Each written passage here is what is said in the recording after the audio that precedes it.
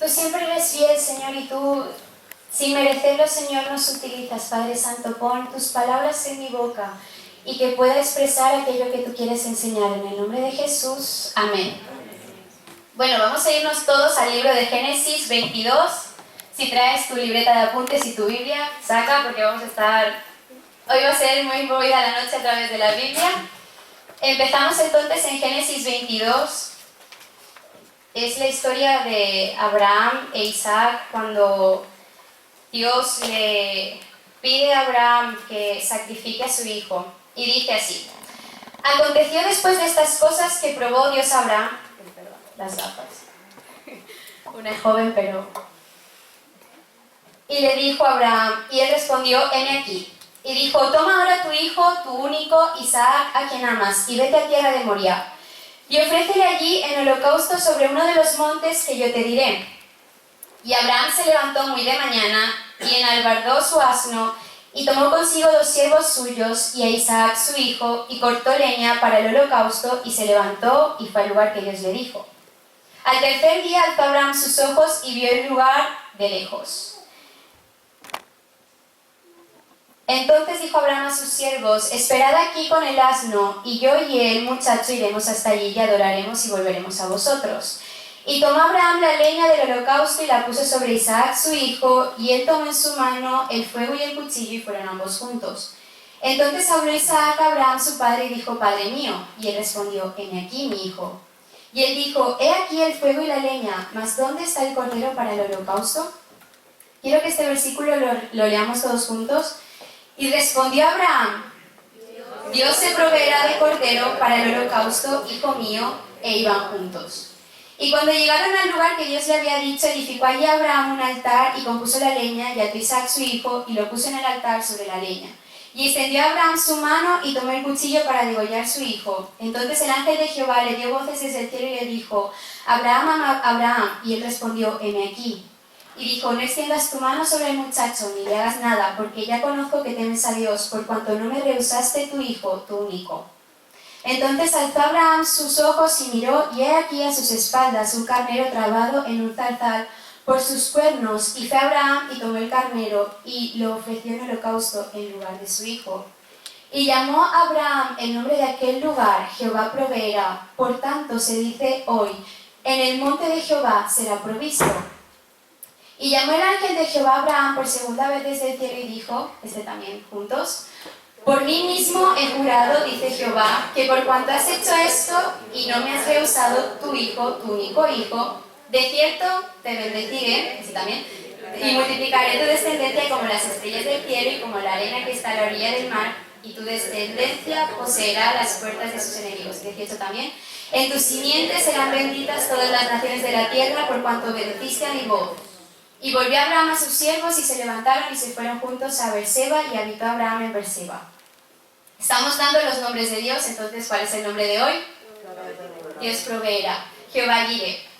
La mayoría de veces que he escuchado prédicas sobre este tema, siempre se nos ha hablado sobre la fe de Abraham, sobre lo que significa el sacrificio, sobre cómo gestionar las finanzas incluso, sobre tener la confianza en Dios porque Él proveerá.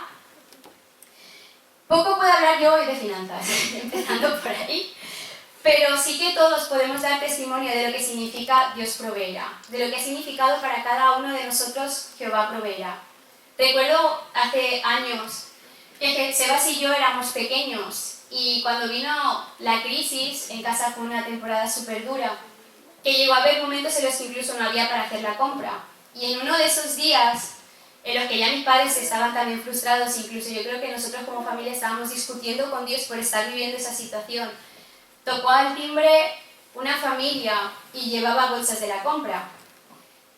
Y yo sé que si empezamos a pasar el micro, la mayoría va a tener algún testimonio en el que Dios le haya provisto para su familia o para sí. Y esto también lo podemos ver en Mateo 6:8. Cuando que dice: porque vuestro Padre sabe de qué cosas tenéis necesidad antes de que vosotros lo veáis. Sin embargo, hoy no vamos a hablar de este tema, vamos a hablar de cómo y por qué Abraham le puso este nombre a Dios.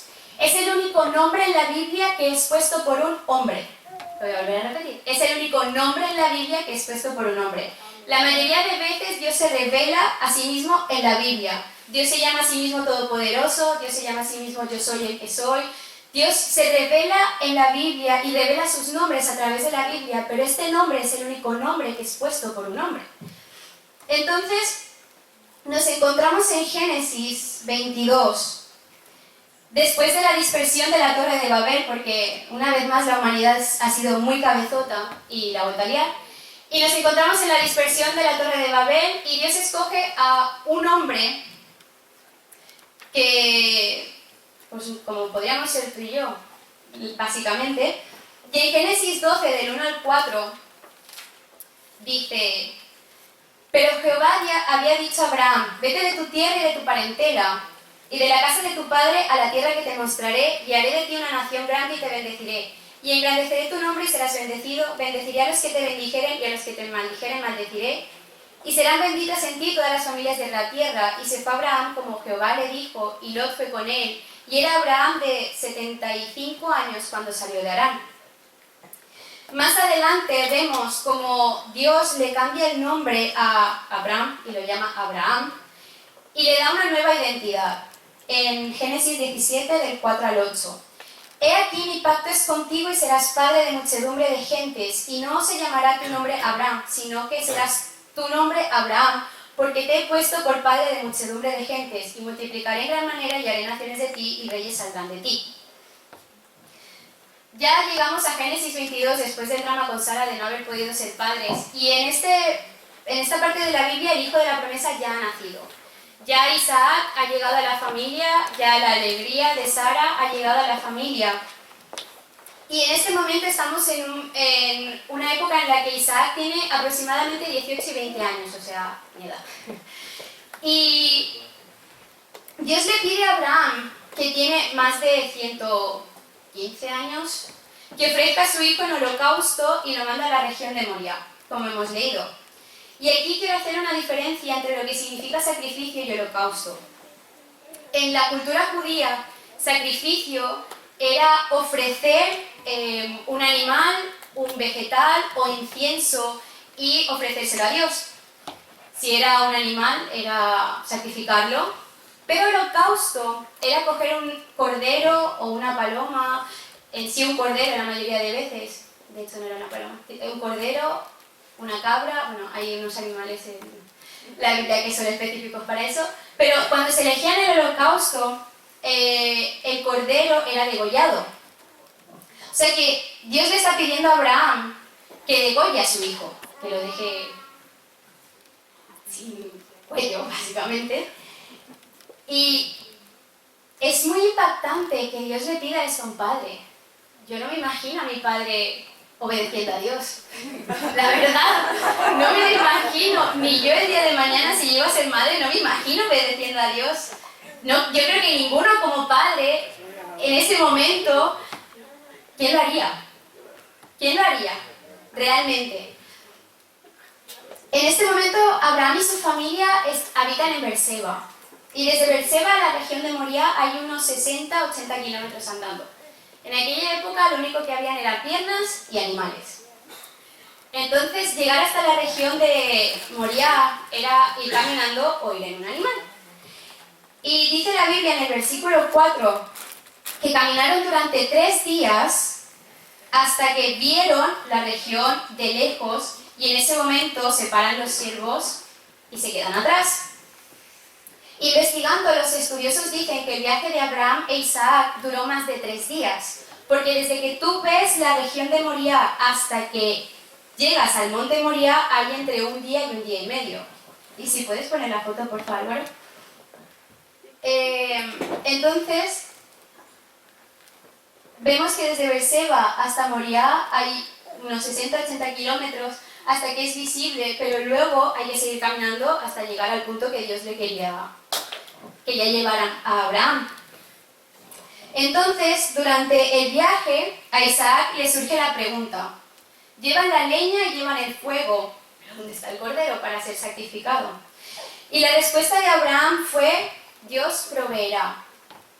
Ahora bien, ¿cómo provee Dios? La provisión de Dios no es abundancia.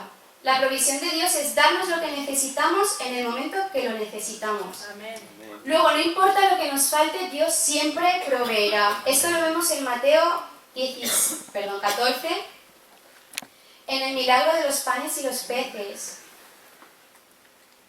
Cuando dice Mateo 14, 16, Jesús les dijo: no tienen necesidad de irse, dadles vosotros de comer. Y ellos dijeron: no tenemos aquí sino 5 panes y 2 peces. Él les dijo: traédmelos acá. Entonces mandó a la gente recostarse sobre la hierba, y tomando los 5 panes y los 2 peces, y levantando los ojos al cielo, bendijo y partió y dio los panes a los discípulos, y los discípulos a la multitud.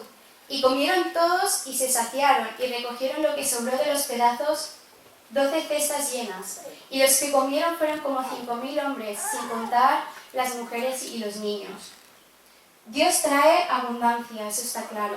Pero la provisión de Dios es darnos lo que necesitamos. No necesitamos mucho, necesitamos lo que necesitamos. En el plan de Dios está bendecirnos, obviamente. Pero más allá está que lo conozcamos a Él como un Dios personal, como ese Jehová Jireh, ese Dios que me provee. Ahora vamos a estudiar un poco sobre la geografía de la región de Moria, porque es bastante interesante, estudiando la Biblia, lo conectadísima que está. Dice que la región de Moria es muy importante porque tenemos montañas como el monte Moria, el monte Sión y el Golgota. ¿Puedes, por favor, poner ahora el vídeo? Es por esto que tiene una gran relevancia para el mundo judío, cristiano e incluso musulmán. Y toda esa es... bueno. Continúo. Moria significa visión. Y es muy interesante porque en ese lugar se va a producir algo que más adelante acontecerá en la historia. Y se llama justamente visión. Bueno, vale, no pasa nada. Moria es mencionado en la Biblia en 2 de Samuel 24, 18,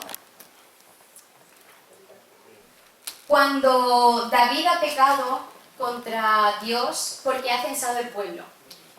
Y dice: y Gad vino a David aquel día y le dijo: sube y levanta un altar a Jehová en la era de Arauna Jebuseo.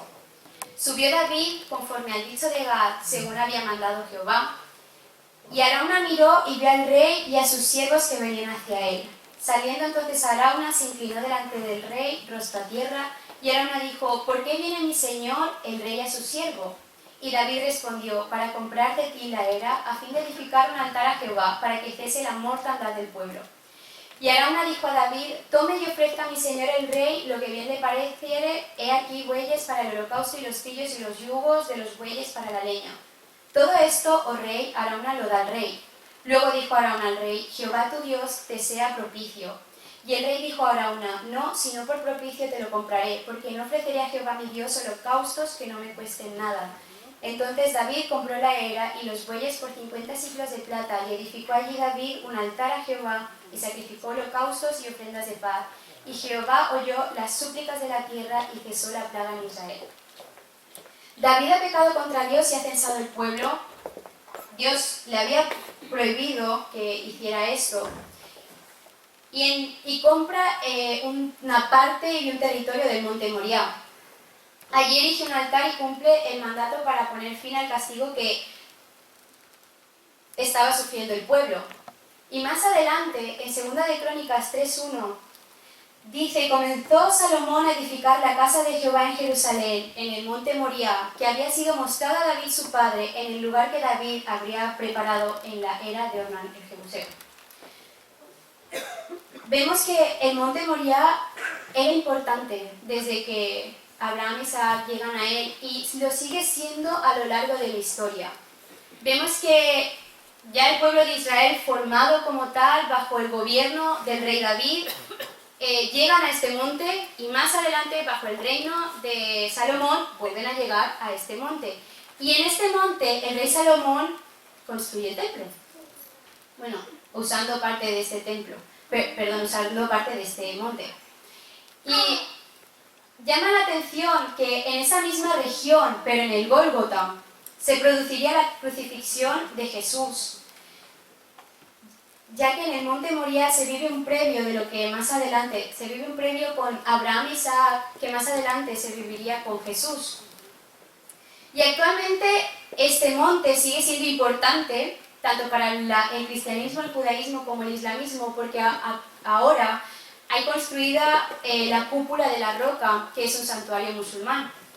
Entonces vemos que siempre ha estado en nuestra historia y seguirá formando parte de ella, porque en Isaías 25, 6 se hace referencia a este monte. Dice: Jehová de los ejércitos hará en este monte a todos los pueblos banquete de manjares suculentos, banquete de vinos refinados, de gruesos tuétanos y de vinos purificados. Ahora ya posicionados geográficamente, Abraham llega al monte Moriah con su hijo Isaac, prepara el altar y ata a su hijo. Y la escena es un poco extraña porque imagínate a un hombre de más de 100 años atando a un joven de casi 20. Como hijo y como padre, la situación es muy chocante porque el hijo realmente es más fuerte que el padre llegados a este punto. Pero vemos que Isaac no lucha contra su padre. Y esto nos habla muchísimo de lo que Abraham le había enseñado a su hijo. Le había enseñado obediencia, no importa el qué, ni el costo de qué. Entonces, en el momento en el que está preparado para cumplir lo que Dios le ha pedido, cuando ya tiene el cuchillo arriba para degollar a su hijo, una voz desde los cielos lo frena y se produce el milagro de aparecer un ternero detrás de Abraham. Una definición de esta palabra y hazla propia. Dice: Jehová se encargará de ello, en la montaña de Jehová se proveerá. En la montaña se ha visto a Jehová, en esta montaña Jehová verá, y la montaña donde Jehová se aparece. Todas estas son definiciones de Jehová Jireh. Si tú hoy necesitas que Jehová se aparezca en tu montaña, cree en la provisión de Dios. Si tú en esta noche necesitas que Jehová se encargue de algo, créelo, que Él lo hará. Si tú en esta noche necesitas que Jehová te provea, Él así lo hará. Y si tú ya has visto a Jehová en tu montaña, haz como hizo Abraham, que lo adoró en la montaña. El relato continúa y Dios le confirma a Abraham otra promesa, la promesa que ya le ha hecho. Y lo podemos ver en el Salmo 105, que dice así: Él es Jehová nuestro Dios, en toda la tierra están sus juicios. Se acordó para siempre de su pacto, de la palabra que mandó para 1000 generaciones, la cual concertó con Abraham y de su juramento a Isaac, la estableció a Jacob por decreto, a Israel por pacto sempiterno. En Hebreos 6, 13 también vuelve a confirmar, porque cuando Dios hizo la promesa a Abraham, no pudiendo jurar por otro mayor, juró por sí mismo, diciendo: de cierto te bendeciré con abundancia y te multiplicaré grandemente. Y habiendo esperado con paciencia, alcanzó la promesa. Dios le pide a Abraham que dé a su hijo, su único hijo, a quien ama, para que le ofrezca en holocausto. No sabemos si Abraham durante el proceso dudó. Yo me imagino, si en algún momento llego a ser madre y Dios me llega a pedir eso, me imagino todas las posibles vías de escape en las que yo no tenga que hacer eso. Me imagino todos los mundos paralelos en los que yo no tenga que hacer eso. Pero la fe de Abraham fue más grande que sus dudas. Abraham en ese momento tuvo que activar su fe. Tuvo que decir: dudo, pero sigo. tuvo que pararse, no tuvo ni que pararse, tuvo que hacer lo que Dios le decía. Y así lo hizo. ¿Cómo sabía Abraham que volvería con Isaac? Porque leemos que dice en Génesis 22, versículo...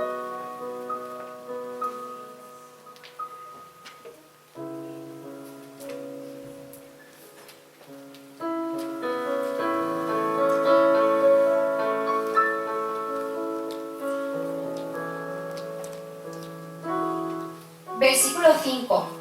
Les dice a sus siervos: esperad aquí con el asno, y yo y el muchacho iremos hasta allí, adoraremos y volveremos a vosotros. Le dice 3 verbos: iremos, adoraremos y volveremos. ¿Cómo sabía Abraham que irían, adorarían y volverían los dos?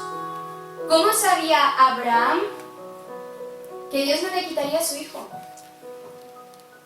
No lo sabía. Tuvo fe. Y me llama la atención precisamente que lo dice en la primera persona del plural. Tendría que haber sido iremos, adoraremos y volveré. Pero no, dice iremos, adoraremos y volveremos.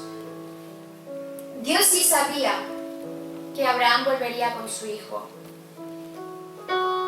Dios también sabía que Jesús, su hijo, su único hijo, a quien él ama, iba a ir a la cruz por cada uno de nosotros como cordero. Y en Juan 1:29 vemos que esto se confirma a través de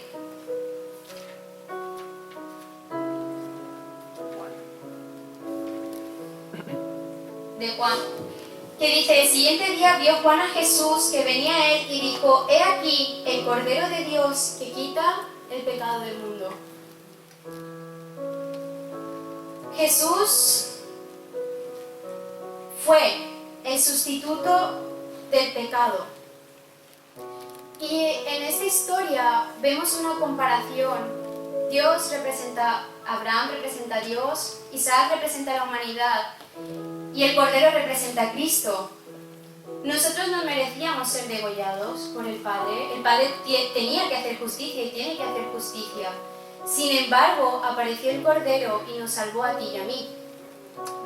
Y posiciónate en ese momento en el que papá te tiene que coger, llevarte hasta el monte, tiene que construir un altar, te tiene que coger, te tiene que acostar, y tú lo estás viendo que te está apuntando con un cuchillo y te va a degollar. Y en ese momento es cuando viene el plan perfecto de Dios para nuestras vidas, en el que aparece el Cordero y es puesto en nuestro lugar. Y eso es lo que más me apasiona de la Biblia, que a través de ella entera, desde Génesis hasta Apocalipsis, vemos que el plan redentor de Dios por reconciliar al mundo se cumple. Ahora la decisión está entre tú y yo de qué vamos a hacer, porque el Cordero fue degollado, pero para aquellos que creyeron. Y allá afuera todavía sigue habiendo mucha gente que está en el altar a punto de ser matada. Y tú y yo no estamos haciendo nada. Si no te pesa tu familia, si no te pesan tus amigos, si no te pesa lo que se está viviendo allí fuera, el sacrificio de Jesús para ti no significó nada. Pero si te ha pesado el sacrificio de Jesús, vas a tratar de que ese plan redentor llegue hasta el fin del mundo como se estableció en la Biblia. Amén. Entonces vemos que Jehová Jireh, Cristo fue el que fue provisto en la cruz por ti y por mí. Amén. Y eso era todo lo que el estudio bíblico de esta noche. Espero que haya sido de bendición, así como lo fue para mí también. Y que Dios bendiga vuestras vidas y podamos conocer todos ese Dios proveedor personal.